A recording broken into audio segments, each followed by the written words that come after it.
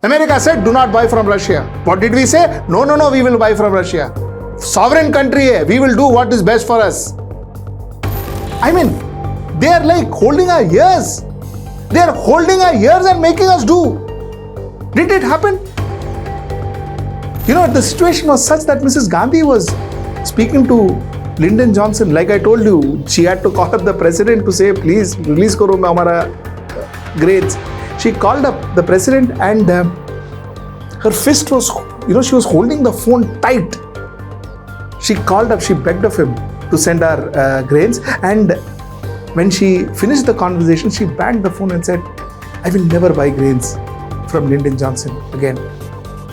And as luck would have it, we came to a stage and in her prime ministership where we did not have to go and buy grains from Lyndon Johnson again.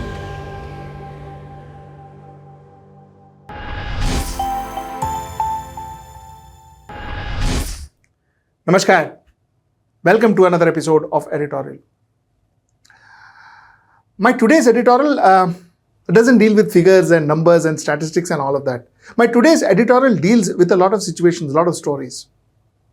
Let me start my editorial with what has currently just happened. That is the US-India trade deal. US-India trade deal, a lot of people, especially people from the Bharatiya Janata Party and the government, lauds the Prime Minister for this beautiful deal that has been presented to us.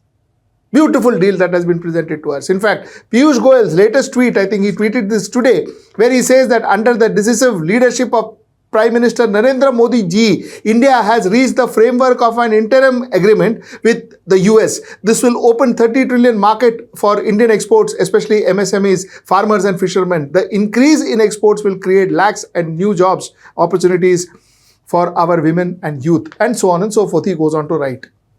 First of all, let us see how much growth, how much trade growth, how much financial growth, how much economic growth this particular deal gets India. Let's first see that. And the reason I'm saying this is because, let me ask you a few questions. What did America ask you? America said, do not buy from Russia. What did we say? No, we will buy from Russia. Sovereign country hai, we will do what is best for us. What happened? We have more or less decided not to buy from Russia.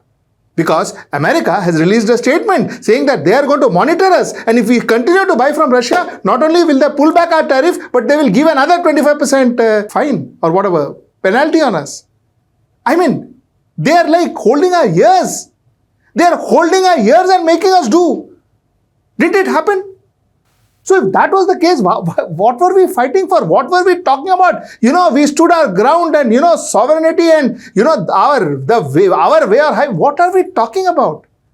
We said we will not allow America to enter our agricultural market, period. We said we will protect our agricultural market. This is what we said. What happened?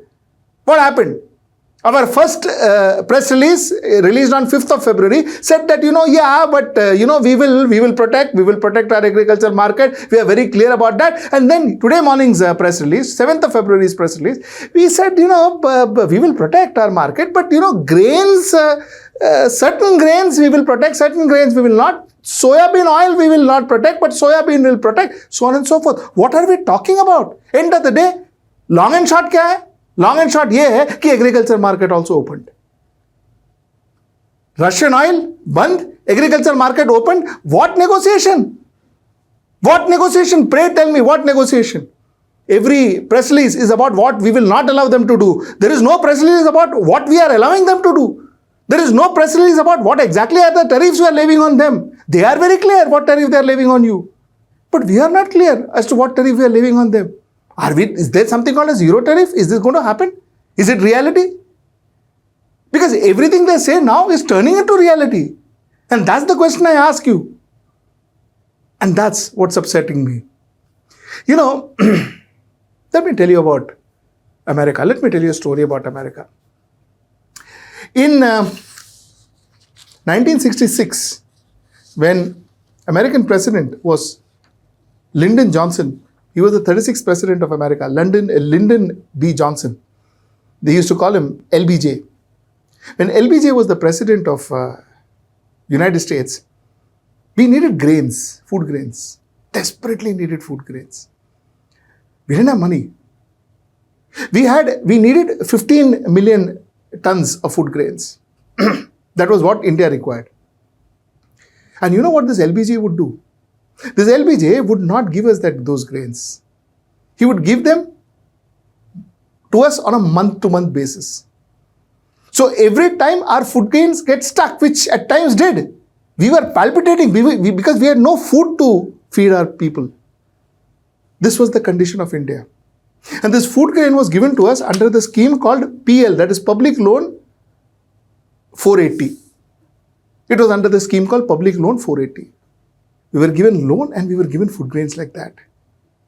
You know, when Mrs. Gandhi went to United States on her first tour, the headline in Alabama newspapers were that Indian Prime Minister come begging. In fact, I'll read the exact headline to you. New Indian leader comes begging. That was what the Alabama paper headline said about Mrs. Gandhi. This was our status. You know, interestingly, LBJ's daughter took pity on India. And she told her father, listen, father, it is Christmas time. Please, this time around, it's a poor country. People there are starving. Please send them food grains on time. LBJ's father, that is Lyndon Johnson's daughter, told him that. Her name was Lucy Johnson, by the way. So Lucy Johnson told her father, Lyndon Johnson, that Baba, please, this time, Indians, poor guy, they don't have money. Send them that. Send them the grains. This was the status. And yet Lyndon Johnson said that, you know, Indians, they're very weird. While they want our grains, but when it came to Vietnam, they stood by Vietnam. And that was our foreign policy. That was the spine that India had. I wonder where that spine is. And that's the spine I'm trying to look. You know, the situation was such that Mrs. Gandhi was speaking to Lyndon Johnson. Like I told you, she had to call up the president to say, please, release karo hamara grains. She called up the president and her fist was, you know, she was holding the phone tight. She called up, she begged of him to send her grains. And when she finished the conversation, she banged the phone and said, I will never buy grains from Lyndon Johnson again. And as luck would have it, we came to a stage and in her prime ministership where we did not have to go and buy grains from Lyndon Johnson again. You see, all of us talk about Vikasit Bharat, Vishwaguru and all that, but then we forget the people who brought us to this stage. We forget the people who had to fight a situation where there was no grains for people to eat. While they got those grains, while they fed those people, and yet stood our ground, stood our foreign policy. That didn't change. Of course, there were no television channels which would organize events and say that, you know, we are such brave people, we are such great people that we stand our ground, we don't change for anybody, we will not compromise on Russian oil, we will not compromise on agriculture. All this, we didn't have news channels and news anchors saying that. But reality is, we stood our ground. We genuinely stood our ground. We overcame those days. We fought and we overcame those days. We overcame those days. We came to a situation where we had grain surplus. We didn't have to beg or use PL 480 anymore. This was the America. But then that was our leadership. Today, we are supposed to be one of the fastest growing economy. My mind goes back to those days where we were starving for food, but we stood our ground. When we felt that America was not doing justice to Vietnam, we stood by Vietnam. We spoke for Vietnam, though we were starving for food. And today, we are the 56 inches Bharat. We are the new Bharat. We are the Bharat that doesn't change. We stand by our ground, but somewhere down the line, we seem to be changing our stance. Why? I wonder which Bharat was more Vikasit. I wonder which Bharat had more spines, and I wonder which Bharat had the 56 inches. This is the question that I wanted to ask. Like I told you, I'm not going to talk much of facts and figures. I've written an article. Please read my article if you get the time. Do read that article. I've gone into details about about the press release and the new Indo-American trade deal and what exactly can we expect and what exactly we can't. All of that I've written. So please go through that if you get time, and write down your comments below and let me know what you think. Till I see you next time, that's on Monday at 10. Namaskar.